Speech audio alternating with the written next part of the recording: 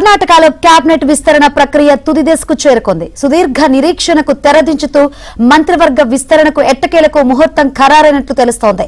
కాంగ్రెస్ అధిష్టాన నేతలు ఢిల్లీలో ఈ మధ్యాహ్నం మళ్లీ సమావేశమవుతున్నారని సమాచారం. ఈ సమావేశం ముగిసిన తర్వాత కొత్త మంత్రుల జాబితాను రాష్ట్ర నేతలకు అందించనున్నారు. అంతా అనుకున్నట్లు జరిగితే ఇవాళ సాయంత్రం నూతన మంత్రుల ప్రమాణ స్వీకార కార్యక్రమం జరగనుందన్న వార్తలు వినిపిస్తున్నాయి.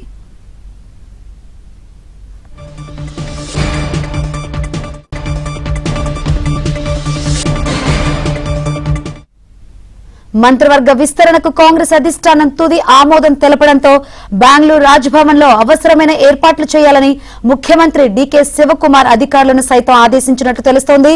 ప్రస్తుతం డీకే శివకుమార్ కేబినెట్ లో 20 మంది మంత్రి పదవులు ఖాళీగా ఉన్నాయి. వాటిలో 18 స్థానాలను ఈ విడతలోనే భర్తీ చేయాలని పార్టీ నాయకత్వం నిర్ణయించింది.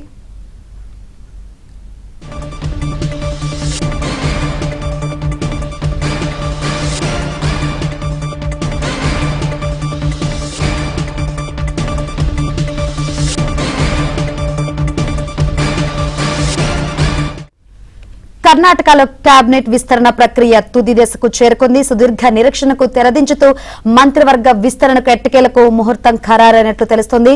మరిన్ని వివరాలు అందించేందుకు మా బెంగళూరు కరెస్పాండెంట్ రుత్విక్ సిద్ధంగా ఉన్నారు. రుత్విక్, ఈసారి మంత్రివర్గం ఏ విధంగా ఉండే అవకాశం ఉంది? పాత కొత్త కలయిక ఉండే అవకాశం ఉందా?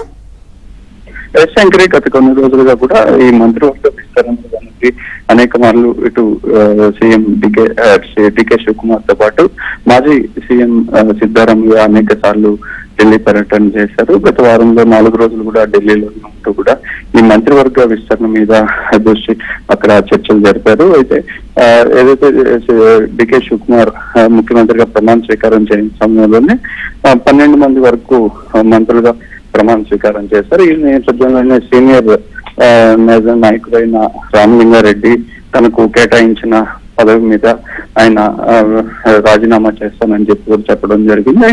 ఆయన కోరుకున్న పోర్ట్ఫోలియో ఇవ్వలేదని చెప్పి కూడా ఆయన పలుకుతున్నారు. తర్వాత అదే విధంగా కూడా ఈ మరో సీనియర్ మంత్రి కూడా సీనియర్ నాయకులు కూడా ఈ తరహా తనకు కేటాయించిన పోర్ట్ఫోలియో నచ్చలేదంటూ కూడా తాను రాజీనామా చేస్తాను. ఈ నేపథ్యంలోనే కొంత డికే శివకుమార్ సీఎం గా బాధ్యతలు చేపట్టగానే ఇక సీనియర్ నాయకుల్లో కొంత నిరుత్సాహం అనేది ఏర్పడిన పరిస్థితుల్లో తదుపరి కేబినెట్ విస్తరణకు చాలా జాగ్రత్తగా చేయాలనే ఉద్దేశంతో అనేక సార్లు ఢిల్లీ కూడా పర్యటన చేశారు. ఇటు సీనియర్లకు కేటాయిస్తూనే తొలిసారిగా ఎమ్మెల్యేగా గెలుపొందిన వారికి కూడా ఇప్పటి వరకు మంత్రులుగా చేయని వారికి కూడా అవకాశం కల్పించాలనే ఉద్దేశంతో ఈ కేబినెట్ విస్తరణ అనేది ఎంపిక చేయడం జరిగింది. ఇప్పుడు 20 మందికి కేటాయించుంటే ఇప్పుడు ప్రస్తుతం 18 మందిని కూడా ఎంపిక చేసినట్టుగా కూడా తెలుస్తుంది. ఈ నేపథ్యంలో త్వరగా 6వ తారీఖున